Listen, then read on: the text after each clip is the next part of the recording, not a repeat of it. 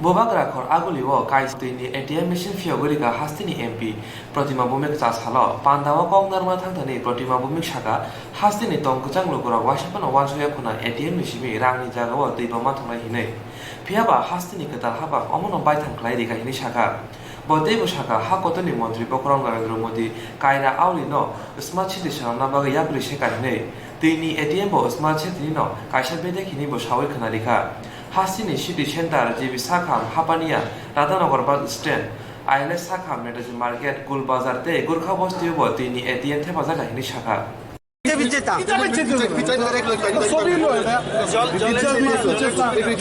যখন আমরা কখনো কল্পনা করতে পারিনি যে পয়সা বা টাকা জন্য এটিএম হয়, জলের জন্য এটিএম, যেটা ভারতবর্ষের অন্যান্য শহরেও নেই, সেই সুবিধা আজকে আমরা আগরতলাতে আমরা পাবো, যেটা একটা শুভ সূচনা হয়েছে। এই শুভ সূচনার সাক্ষী রাখার জন্য আমাকে যারা আমন্ত্রণ করেছেন, উপস্থিত আমাদের আগরতলার পৌর নিগমের সম্মানীয় পৌরপিতা ডক্টর প্রফুল্লজিৎ সিনহা মহোদয়, এই পৌর পরিষদের স্মার্ট সিটির চেয়ারম্যান এবং রাজ্য বিধানসভার আদরণীয় বিধায়ক ডক্টর দিলীপ দাস মহোদয়, স্মার্ট সিটি এবং আগরতলার স্মার্ট সিটির চেয়ারম্যান, রাজ্যের বিশিষ্ট অফিসার মাননীয় শ্রী কিরেন গিত্তজি মহোদয়, আর বিশেষ করে যার কর্মদক্ষতা এবং প্রাণচঞ্চল উদ্যমের মাধ্যমে যিনি এই স্মার্ট সিটিতে নিরন্তরভাবে স্মার্ট করার জন্য কাজ করে যাচ্ছেন, এমন আমাদের অফিসার ডক্টর শৈলেশ কুমার যাদব মহোদয়। লাইটের ব্যবস্থা থাকবে। আমাদের যে আইটি সেক্টরটা, কোনো জায়গায় কোনো অন্ধকারে যদি ধরুন কোনো জায়গাতে কারেন্ট নেই, কোনো মানুষ আটকে গেছে, বিভিন্ন কারণে বিভিন্ন সমস্যা হতে পারে রাত্রির বেলায়, তখন তার মধ্যে যে আইটি সেক্টরের মাধ্যমে সোশ্যাল মিডিয়ার মাধ্যমে কিভাবে তাকে কন্ট্যাক্ট করে সেই জায়গাটাকে রেস্কিউ করা যায়, সেই ইনোভেটিভ চিন্তাধারাও আমাদের স্মার্ট সিটিতে ওনারা যোগ করছেন। আর রাজ্যের স্মার্ট সিটিকে সবচেয়ে স্মার্ট করতে গেলে যেটা বিষয় প্রয়োজন, সেটা হচ্ছে আমাদের আগরতলাবাসী যাতে জলের মধ্যে ট্রাফিক সিগন্যাল দিতে না হয়।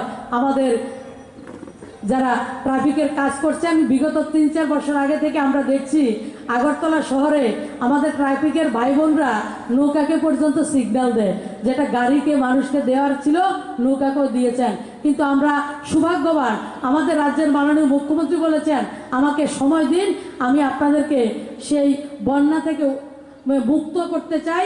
আমাদের স্মার্ট সিটি গত 1 বছরে কাজ করে, যেটা আমাদের মাননীয় বিধায়ক বলেছেন যে বাইরে থেকে মুখ্যমন্ত্রী নিজের উদ্যোগে বাইরে থেকে লেবার পর্যন্ত উনি এনেছেন আগরতলার স্মার্ট সিটিতে পাম্প মেশিন চালানোর জন্য, এবং আমাদের যে ড্রেনগুলিকে নষ্ট করে রেখেছিলাম সেই ড্রেনগুলিকে পরিষ্কার করার জন্য আগরতলার বাইরে থেকেও মেশিন যেভাবে আনা হয়েছে, লেবার পর্যন্ত বাইরে থেকে এনে আমাদের স্মার্ট সিটি আগরতলাবাসীর প্রতি আমাদের মুখ্যমন্ত্রীর যে দায়বদ্ধতা, যে অঙ্গীকার, সেই অঙ্গীকার উনি পালন করছেন। আবার আমাদের স্মার্ট সিটির যারা কর্মকর্তারা রয়েছেন তারা নিরলসভাবে পরিশ্রম করছেন। আমাদের দায়িত্ব হচ্ছে শহরটা আমাদের শহরটাকে আমাদেরকে সুন্দর করে রাখতে হবে। আজকের যে 10টা জলের এটিএম যারা উদ্ঘাটন আমরা করলাম, এগুলি রক্ষণাবেক্ষণ করার দায়িত্ব আমাদের প্রত্যেকের। আমরা যাতে কোনো মানুষ স্মার্ট সিটির 1 টাকা দিয়ে জল নেওয়ার সময় সেই জায়গায় ফ্রেশ হতে হাত মুখ ধোয়া শুরু না করে, মানে অনেকটা নিজেরা সেগুলি আমাদেরকে মেনটেন করতে হবে। আমরা নিজের ঘরকে যত পরিষ্কার রাখবো, বাইরের মানুষ এসে সে নিজের ঘরটাকে অপরিষ্কার করবে না। তাই আমাদের প্রত্যেকের দায়িত্ব এই স্মার্ট সিটির 10টা যে জলের এটিএম চলবে আগামী দিন 5 বছর কোম্পানি সেটাকে মেনটেনেন্স করবে। আমরা প্রত্যেকে সেই বিষয়গুলিকে স্মার্ট সিটির মতো নিজেরাকেও স্মার্ট করব। যে ভারতবর্ষের 100টা শহরকে স্মার্ট সিটি করার সংকল্প নিয়েছেন। তার মধ্যে আমরা ভাগ্যবান, আমাদের আগরতলাকেও স্মার্ট সিটির আওতায় আনা হয়েছে। প্রথম যে ক্ষেপ সেটাতে 999 কোটি টাকা, যার রেশিও 50-50। রাজ্যকে 50% টাকা দিতে হবে এবং কেন্দ্র 50% টাকা দেবে। টোটাল আগরতলা স্মার্ট সিটিতে 2000 কোটি টাকার প্রকল্পের কাজ হবে। ধীরে ধীরে সেগুলি আমাদের করতে হবে। আগরতলা স্মার্ট সিটিতে সবচেয়ে বড় রুট যেটা আমাদের, সেটা হচ্ছে আগরতলা থেকে এয়ারপোর্ট রোড। আগরতলা থেকে আপনারা জানলে খুশি হবেন যে আগরতলা থেকে এয়ারপোর্টের রাস্তাকে সোজা করে এবং সেটাকে লাইটিংয়ের মাধ্যমে ডবল রোড করে আন্তর্জাতিক যে শহর থাকে, বড় বড় যে শহর থাকে, সেই শহরের লুক দেওয়ার জন্য মুখ্যমন্ত্রী যে সংকল্প নিয়েছেন, আমাদের 2 জন অফিসার এবং আরবান ডেভেলপমেন্টের বিভিন্ন কর্মকর্তারা নিরলসভাবে কাজ করছেন, যার মধ্যে 70 কোটি টাকা লাগবে শুধু জমি মানুষ থেকে নেবে, সেই কাজ চলছে। আর 76 কোটি টাকা লাগবে আমাদের আগরতলা থেকে এয়ারপোর্টের রাস্তাকে ডবল লেন করার জন্য। পুরো জোর কদমে আমাদের সরকার সেই কাজ করছে। দ্বিতীয় একটা রাস্তা আমরা, কারণ এয়ারপোর্টে নামার পরে যে কোনো মানুষ যখন শহরে ঢুকে তার একটা ইমপ্রেশন হয়, যে রাস্তাটা দেখলে বোঝা যায় যে শহরটা কেমন হবে, মানুষ কেমন হবে। আমরা সরকারের কাছে দাবি রেখেছি যে আমাদের আরও একটা রাস্তা লাগে, যেটা থেকে বাংলাদেশের সঙ্গে আমাদের সম্পর্ক, যেটা চেকপোস্ট থেকে আগরতলা আসার যে রাস্তাটা, সেই রাস্তাটাকেও আমরা আন্তর্জাতিক মানের রাস্তা করতে চাই।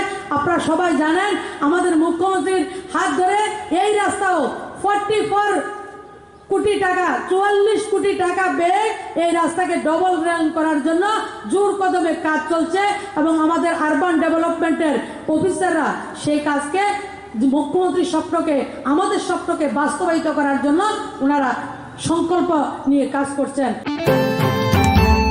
প্লাস্টিকनि जारै तंखर दिराय तंखा ताबनि सिमनो तुमु तंखनो स्राय स्राय स्नामले हांके तंगाय लुकुरं जुदा जुदा जिंजलो क्लायन नांनाय हायनि बागे बाद हानो प्लास्टिक क्रे सामने बागे कक सरखा बाद हानि मन्त्री बक्रम नरेंद्र मोदी चाथालो आगतलो इडुफाय इउनिभार्सिटीनि रोंसोंनो जुबा जुबाय कायसा सिजामुं लाहार हिमबत खलायजाखा अ लाहार हिमबत प्रजापति रोंनकनि सिमित जेंगै आगतला बबाग्रा खर लाहार हिमबत काथरजाखा रेलिबो रोंसोंनो प्लेकार्ड सुजाक तंग प्लास्टिक सामुंगता फ्रांति हनै प्लास्टिक सामुंग फनांगमानि तुमुं मुथागिया हनके हाव तंगनाय बरक रक ब्रेन जिंजरो क्लायनाय दिनै असिसा मुरुजाक लाहार हिमबत तंगमतै साथानि रोंनकनि फ्रंनाय पखरक शाखा আসলে আমাদের বিদ্যালয়ে বিএড প্রশিক্ষণরত ইকফা ইউনিভার্সিটি থেকে কিছু ছাত্রী এখানে প্র্যাকটিস টিচিং করতে এসেছে। তাদের শিক্ষা যে পাঠ্যক্রমে তাদের একটা পার্ট আছে, এটা জনসচেতনতামূলক কর্মসূচি নেওয়া। এই কর্মসূচিটাকে তারা আমার কাছে অ্যাপ্লিকেশন করার পর আমি বললাম ঠিক আছে করো। এই র্যালিতে তারা একটা মাস র্যালি অর্গানাইজ করতে দিয়েছে, সেই র্যালিটাই আজকে অনুষ্ঠিত হলো। র্যালির বিষয়বস্তু ছিল সমাজের বিভিন্ন অংশের মানুষকে জানানো যে প্লাস্টিকের ব্যবহার বর্জন করো। আমরা তো সরকারিভাবেও আমরা চাইছি প্লাস্টিক ব্যবহারটা পুরোপুরি বন্ধ হয়ে যাক, আর এর পাশাপাশি তারা বৃক্ষরোপণের উপর কিছু কথা বলবে, এরকমভাবেই তারা র্যালিটা আয়োজন করেছে। আর অন্যান্য সামাজিক ব্যাধি যেগুলো, এগুলো থেকে যাতে বেরিয়ে আসা যায় সেই জন্য সমাজকে তারা জানতে হবে। এই প্রথম র্যালিটা হয়েছে না আগেও আপনারা করেছেন? না, এই বিএডের প্রশিক্ষণরত এই ছাত্রীদের মাধ্যমে প্রথম র্যালি হয়েছে, আমাদের স্কুলের ক্ষেত্রে প্রথম র্যালি হয়েছে। এমনিতে আমরা অন্যান্য সময় তো বিভিন্ন সময় র্যালি করি। এটা इकफाय इउनिभार्सिटीनि रोंसोंनाय रं लेखाफोरनि लगे लगे लुकुसिसा मुं सामुंबो तागै दङ हायनिबाय बरक रोंनकनि फोरोंनाय पखरनि गसिमुं नावनो लाहार हिमबत खलायखा हानि शाखा মেন উদ্দেশ্য অ্যাকচুয়ালি আমরা এখানে প্রাচ্যবাদী স্কুলে ইকফা ইউনিভার্সিটি থেকে আমরা বিএড করছি। আমাদের মেন উদ্দেশ্য ছিল সমাজকে একটু সচেতন করা, আর বাচ্চা এর সবচেয়ে বড় মাধ্যম আমাদের মনে হয়েছে। সেই জন্য আমরা ভাবলাম বাচ্চাদেরকে নিয়ে কিছু কিছু সমাজ সচেতনমূলক কিছু বিধিনিষেধের মাধ্যমে যেন সমাজকে আমরা একটু সচেতন করতে পারি, আর অন্য কোনো কিছু ছিল না। বার্তাটা ছিল যেন আমরা আমাদের পরিবেশটাকে কীভাবে দূষণমুক্ত রাখতে পারি, কীভাবে যেমন কন্যা সন্তানকে যেন অ্যাভয়েড করা না হয়, তাদেরকে যেন উচ্চশিক্ষায় শিক্ষিত করা হয়, যেন প্লাস্টিক বর্জন করা হয়, যে কোনোভাবে আমাদের সমাজকে সঠিকভাবে গড়ে তোলা, এবার সেটা পরিবেশের মাধ্যমে হোক, শিক্ষার মাধ্যমে হোক বা অন্য কিছু। হাসিনি যত বেমনি বরক রকনো তুমুং সিজাই মানখে তৈ বইনবো সিজারি মানখা হানকে প্লাস্টিক সামগ ফনাংমানি কিসালে খাইজাংনাই হनै ওয়ানসু ক্রিম বরক rock Saljibai hangoni boy thang pariwo bat Bangladesh ha ari bakhoge phai sokpaikya umor chakra ungjak mayung Kolashor bakhagstini Somorpur kami panchayat khobjak Somorpur amsayo hapaikya omayung patma thayo police hapang tang betungno kari bakhagste bolong tang betini tang phang bollopato chareno khobui bolong tang betini kubun sheboro thanga shoikya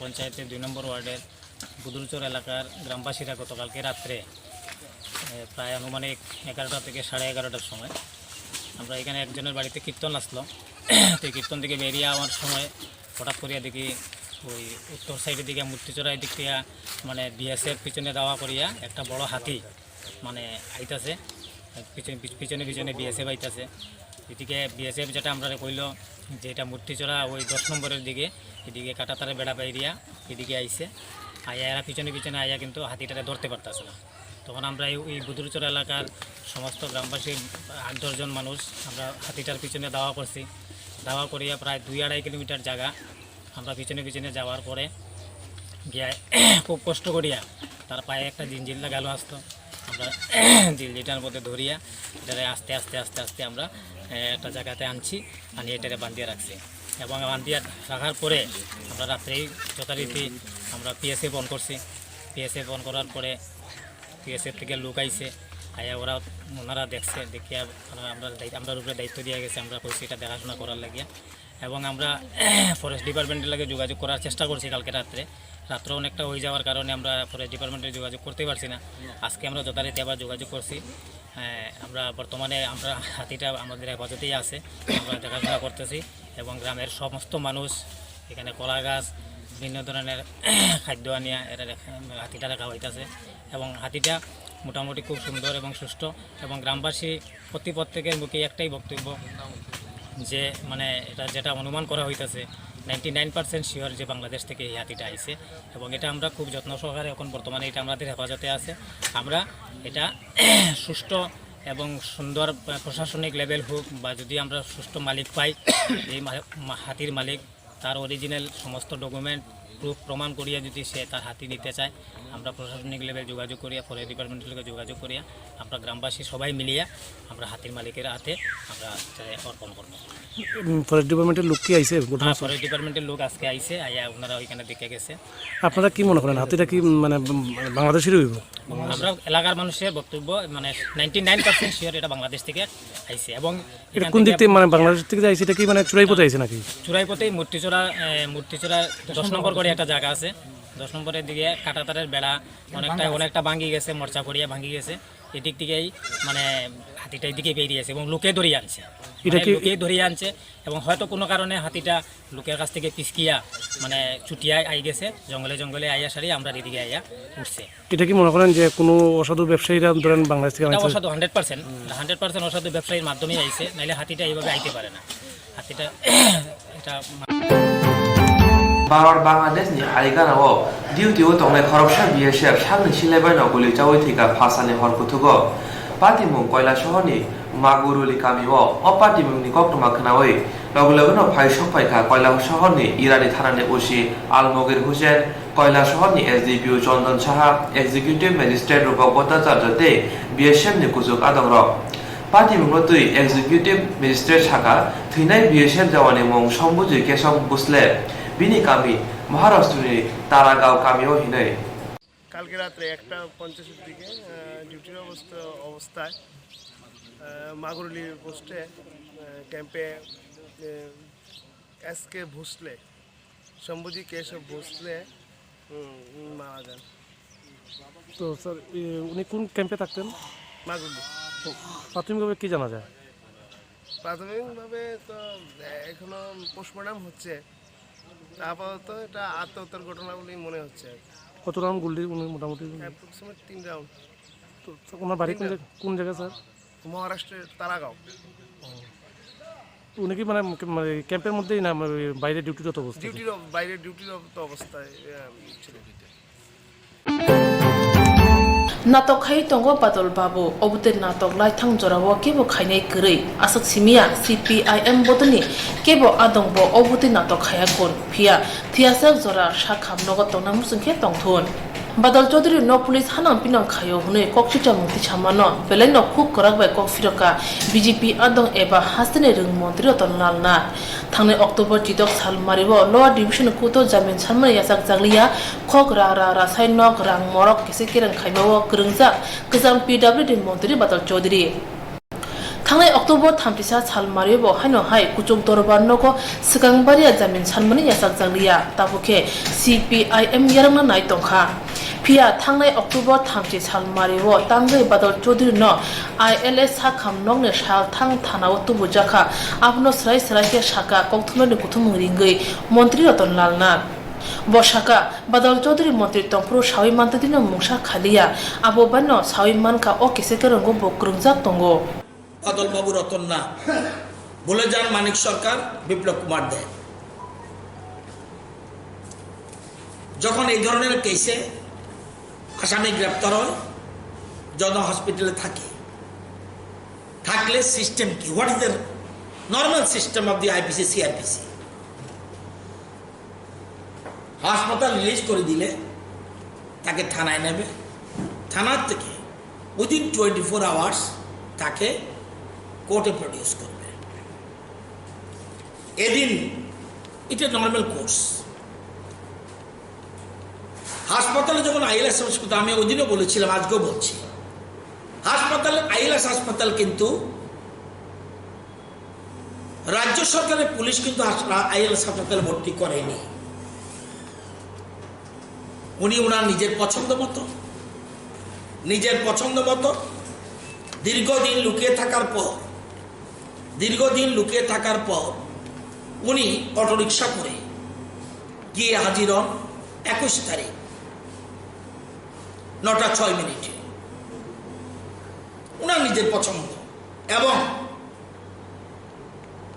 কেউ যাতে জানতে না পারে সেজন্য উনি ILS এ ভর্তি হন এটা ওনার ব্যাপার পুলিশ অ্যারেস্ট করার আগে মানিক সরকার সেখানে দেখা করে এবং 9:40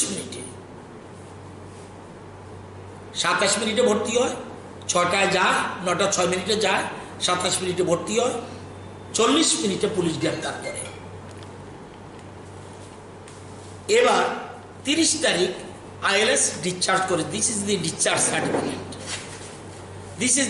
সার্টিফিকেট কোনো কিছু নিউজ করার আগে বা কোনো কিছু কেউ বলার আগে ভালো করে জানা উচিত কিভাবে ডিসচার্জ করেছে উনি বলছি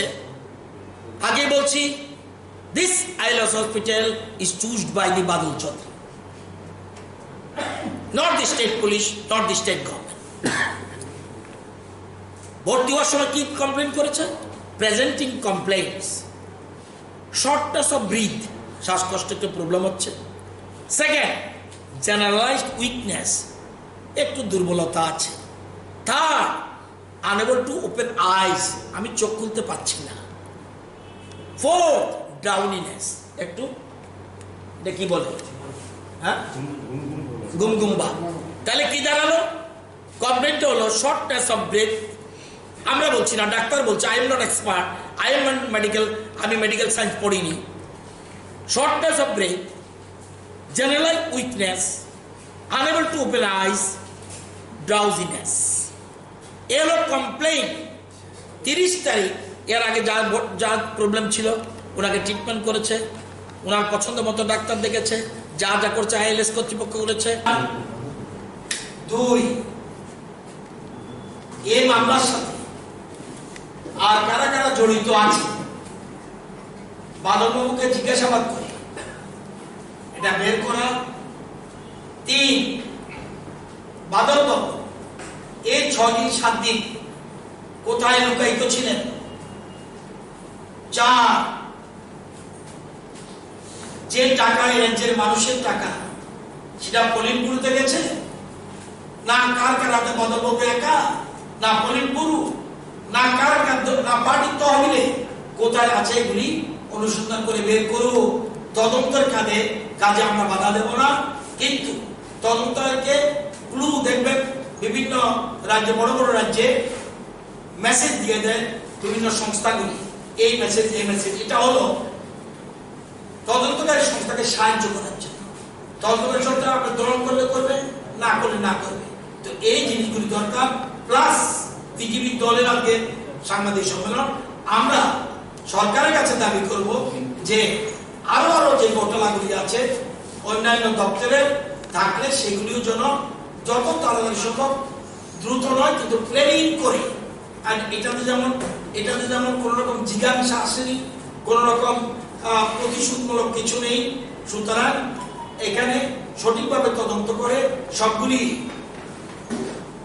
সুনির্দিষ্ট তদন্ত করে, নিরপেক্ষ তদন্ত করে সত্য বেরিয়ে আসুক।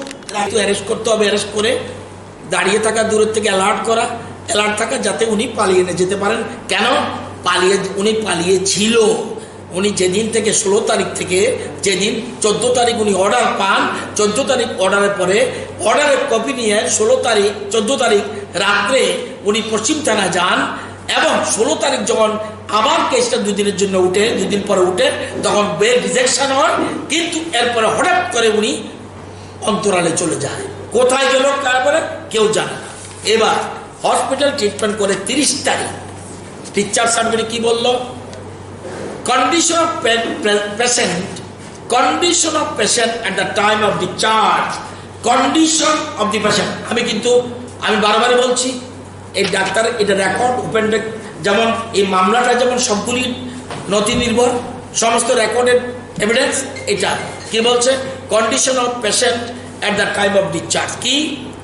1 GCS। এটা কি? এটা সংক্ষেপ ওয়ার্ড লেগেছে, এটা ফুল মিনিং হলো জেনারেল কন্ডিশন স্যাটিসফ্যাক্টরি। 2 BP 140 মানে নর্মাল। PR মানে pulse rate 72 normal.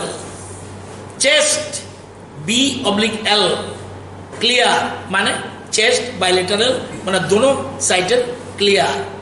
CVS cardio vascular system normal.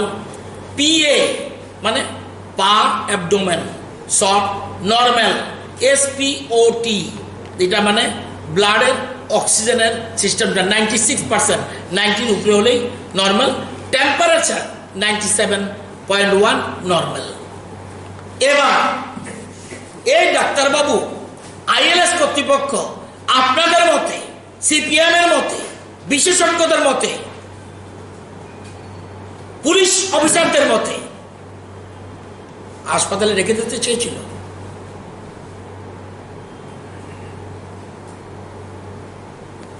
Normal করছে, ডিসচার্জ করবে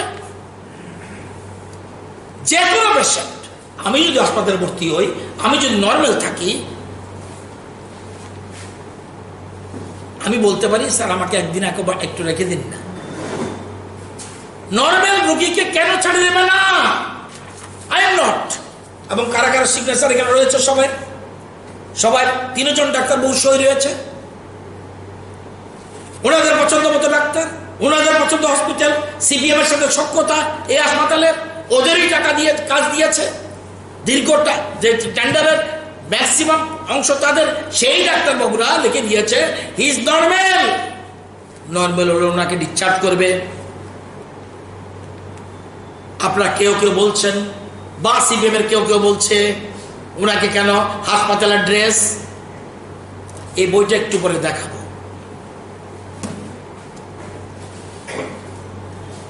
বাদলবাবু যদি কোনো ড্রেস পরতে না চায়,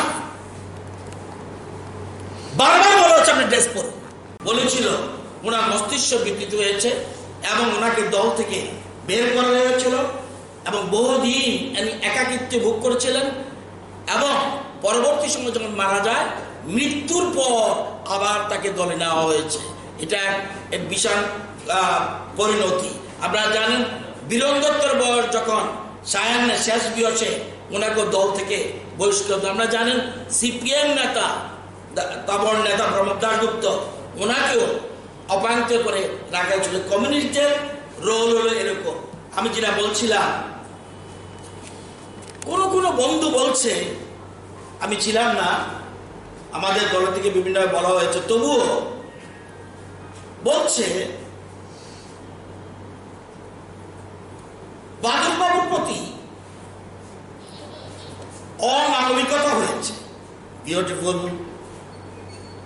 বর্বরতা করা হয়েছে, সুন্দর। আপনারা যারা ইয়াং জেনারেশন সাংবাদিক বন্ধু এখানে আছেন, ত্রিপুরার ইতিহাস আপনাদের জানা উচিত, দেশের ইতিহাস আপনারা জানা উচিত। কি হয়েছিল আপনাদের সামনে আছে, রেকর্ডে রয়েছে। আমি একটা বর্বরতার নমুনা বেলায় কমিউনিস্টের লিডার, তৎকালীন পশ্চিমবঙ্গের মুখ্যমন্ত্রী জ্যোতি বসু, বর্বরতা কোন পর্যায়ে ছিল, বর্তমান পশ্চিমবঙ্গের মুখ্যমন্ত্রী মমতা ব্যানার্জি, তিনি ওই সময়ে উনি ছিলেন বিরোধী দলের নেত্রী, এবং তারিখটা ছিল আপনার 21শে জুলাই 1993। সেখানে পুলিশ রাইটার বিল্ডিং থেকে 1 কিলোমিটার দূরে গুলি চালিয়েছিল। 13 জনকে গুলি করে হত্যা করা হয়েছে, 13 জনকে। ডিমান্ডটা কি? ম্যান্ডেটরি ভাবে voter list, voter I card তৈরি করতে হবে, নির্বাচন করতে হলে ভোটার আই কার্ড 13 জনকে। এবং এই বর্তমান মুখ্যমন্ত্রীকে চুলের মুঠি ধরে সারা রাস্তায় ঘুরিয়েছিল। এটাকে বলে বর্বরতা। কমিউনিস্টরা জ্যোতি বসু তার নেতৃত্বে এই ঘটনা সংঘটিত হয়েছিল। এবং আপনারা জানেন, সাথে সাথে দিল্লি থেকে তৎকালীন কেন্দ্রীয় স্বরাষ্ট্রমন্ত্রী এস বি চৌহান কলকাতা আসে। উনি বলছে জুডিশিয়াল প্রোব দরকার। জ্যোতিবাবু এত বেশি ডিক্টেটর ছিলেন, উনি জুডিশিয়াল প্রোব করলো না। যখন এই তৃণমূল গভর্নমেন্ট ক্ষমতা আসে, সেখানে তখন জুডিশিয়াল প্রোবের জন্য অর্ডার দেয়। Tabung ni simi ringnong ni filmnai rok amjong ni buthai simnai rok ni yagorna naglak tabo website no borok ni amjong ni buthai saimani thangnai oboni logi ringnogo filmnai rok busuk bisi ringnogo phorongui dong oboni dara rok bo manai thangnai tabung ni simi cha salo boga kor abuli ni tulsipoti ringnogo ring tangbede ni bukhami sajaka bisi kolok romoi suigom bai amjong ni buthai ri mani phiaba tabung tei omohai ingla khinei Ketal digital jorawo sirnai rok ni simi chengai ringnogo filmnai rok ni bo haino hai kaham ngai bo hini saka tamoni himale amjong ni suinai kaham ki nai number website o likhe ringnogo sirnai rok ni buma buma rok bo saimane hinei তো আমাদের একটা নতুন app এসছে, মানে শিক্ষা দপ্তরে যে আমরা ডিজিটালাইজেশন প্রক্রিয়ার মধ্যে যাচ্ছে, তো নতুন একটা অ্যাপ এসে empoweryou.in। তো এই empoweryou অ্যাপটার মধ্যে এখন থেকে যত ছাত্ররা আছে, ত্রিপুরাতে যত স্টুডেন্ট আছে, আপনারা জানেন সেন্ট্রালাইজড এক্সামে পরীক্ষা হয়েছে, এখন এদের যে রেজাল্টসগুলো আছে, মার্কশিট যেগুলো আছে, এগুলো সব এই সফটওয়্যারের মধ্যে ঢোকানো হবে। স্কুলের এইচএমরা এবং এক্সাম ইনচার্জরা মার্কসগুলো আপলোড করবে। মার্কস আপলোড করার পরে অ্যাজ এ হোল পুরো রাজ্যের যে ছাত্রদের কীরকম রেজাল্ট করলো, তাদের স্ট্যান্ডার্ড কেমন, সব কিছু আমরা এই অ্যাপটার থেকে আমরা পেয়ে যাবো, দেখতে পাবো। এই অ্যাপের মধ্যে আরও অনেক সুন্দর সুন্দর জিনিস আছে, যেমন ধরুন এটার মধ্যে নতুন দিশা, যে জিনিসটা আপনারা জানেন যে নতুন দিশার প্রোগ্রাম আমাদের চলছে, সাধনা, প্রেরণা এবং ক্লাস অ্যাপ্রোপ্রিয়েট। তো এই অ্যাপটার মধ্যে এটাও আছে যে কোনো স্টুডেন্ট যারা সাধনাতে আছে, তারা যদি আপনার ক্লাস অ্যাপ্রোপ্রিয়েটের ডিজায়ার্ড লেভেলে চলে যায়, তাহলে তাদেরকে এইচএম তাদের অ্যাপ্রোপ্রিয়েট লেভেলে নিতে পারবে। তাছাড়া এখানে আছে টিচারের ট্রান্সফার, যে কোন স্কুলে কোন টিচার কত বছর যাবৎ আছে, সেগুলো তথ্যগুলো আমরা পেয়ে যাব। এছাড়া গ্রিভেন্স সেল আছে, যেমন ধরুন একটা স্কুলে কোনো রকম একটা প্রবলেম, যে বেঞ্চের সমস্যা বা ধরুন সিলিংয়ের প্রবলেম, তো যে টিচার, যে কোনো টিচার অথবা এইচএম, উনি যদি একটা ফটো তুলে তার গ্রিভেন্সটা লিখে দেয়, সাথে সাথে আইএস লেভেল অথবা ডিস্ট্রিক্ট লেভেল, ডাইরেক্টরেট লেভেল, এগুলোতে গ্রিভেন্সগুলো শর্ট আউট হবে। এক কথায় বলতে গেলে এই অ্যাপটা এত সুন্দর যে ওয়ান স্টপ সলিউশন, এবং এটার মধ্যে আমরা পুরো শিক্ষা দপ্তরের টিচারদের ডাটা, স্টুডেন্টদের ডাটা এবং তাদের স্কুলের ইনফ্রাস্ট্রাকচার সব কিছু আমরা পেয়ে যাচ্ছি। তো এই পুরোটা নিয়েই আজকের এই কর্মশালা। সদর ইন্সপেক্টরেটের আন্ডারে যে স্কুলগুলো আছে এবং ডুকলিতে যে স্কুলগুলো আছে, সব স্কুলের এইচএমরা এখানে এসছে। তো আমাদের মোট এখানে 700 জনের মতো পার্টিসিপেন্ট হচ্ছে। 3টে শিফটে আমরা প্রোগ্রামটা করছি। এতে অংশগ্রহণ গ্রামের স্কুলগুলি যা টিচার রয়েছে তারা কি অংশগ্রহণ? হ্যাঁ ওনারা সবাই যেটা বললাম, এখানে এএমসি স্কুল এবং ডুকলি স্কুলের টিচার, HM সবাই এখানে এসেছেন, এক্সামিনেশন ইনচার্জ যারা এবং HMরা যারা ওনারা এসেছেন, ওনারা জিনিসটা বুঝছেন এবং আমাদেরকে বোঝানোর জন্য আমাদের সেন্ট্রাল এক্সামিনেশন ইউনিটের মেম্বার শ্রীযুক্ত জয়দেব চক্রবর্তী আছেন এবং আলাদা রিসোর্স পার্সনরাও আছেন, ওনারা সব পুরোটা প্রোগ্রামটা কন্ডাক্ট করছে। আমি অভিজিৎ সমাজপতি, IS ডুকলি, আর উনি জয়দেব চক্রবর্তী সেন্ট্রাল এক্সাম ইউনিটের মেম্বার, উনি আমাদের এখানে রিসোর্স পার্সন হিসাবে এখানে এসেছেন। website ni bisingtui ketal digital jorabai baksa logi logi rungnogo phurungnai roknibo kaham ungnai hini sabi khonari karung bedani adong rok পরীক্ষা হয়েছিল প্রত্যেক স্তরে, প্রাইমারি বা আপার প্রাইমারি।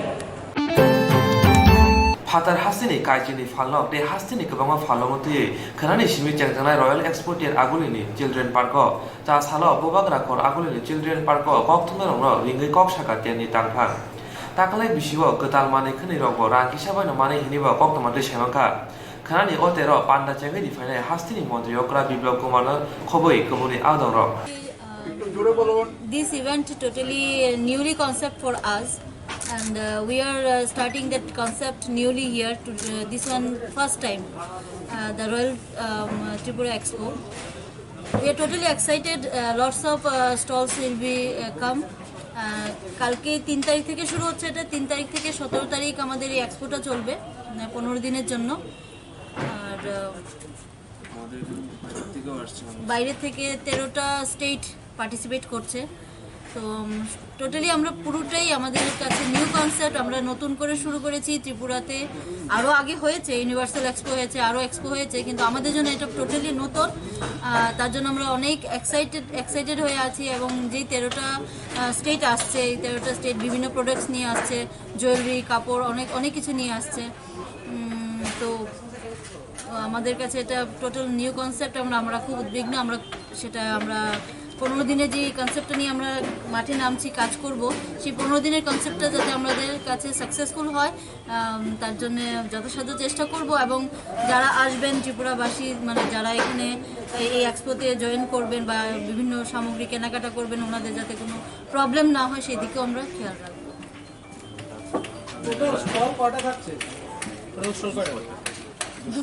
208টা স্টল। ত্রিপুরার অ্যাকচুয়ালি 5টা কি 6টা আছে, তার মধ্যে গভর্নমেন্টের তরফ থেকে আমরা চাইছি যে যেহেতু আমাদের লিজেন্ড এবং ডাইনামিক লিডার আছেন একজন আমাদের মাননীয় মুখ্যমন্ত্রী বিপ্লব কুমার দেবজি, তো ওনার কাছ মানে চাইছি যে ওনার দৌলতে আমাদের ভারতীয় জনতা পার্টির আমাদের যে লিজেন্ডরা আছেন, দিদিরা আছেন, সবাইকে নিয়ে আমরা চাইছি যে সরকারের পক্ষ থেকে 4টা স্টল। কালকে ঠিক সন্ধ্যে 6টায় উদ্বোধন হবে। আমাদের ডাইনামিক লিডার মাননীয় মুখ্যমন্ত্রীজি, আমরা চাইছি ওনার হাত ধরে আমাদের এই এক্সপোটাকে 15 দিনের জন্য চালিয়ে যেতে। উনি উদ্বোধন করবেন আশা রাখছি। বাইরে থাইল্যান্ড আছে, থাইল্যান্ড, তুর্কি, আফগানিস্তান, ভাগলপুরে আছে, বাংলাদেশ আছে, ওয়েস্ট বেঙ্গল আছে, আমাদের আছে, আসাম, নেপাল, বাংলাদেশ থেকে আমাদের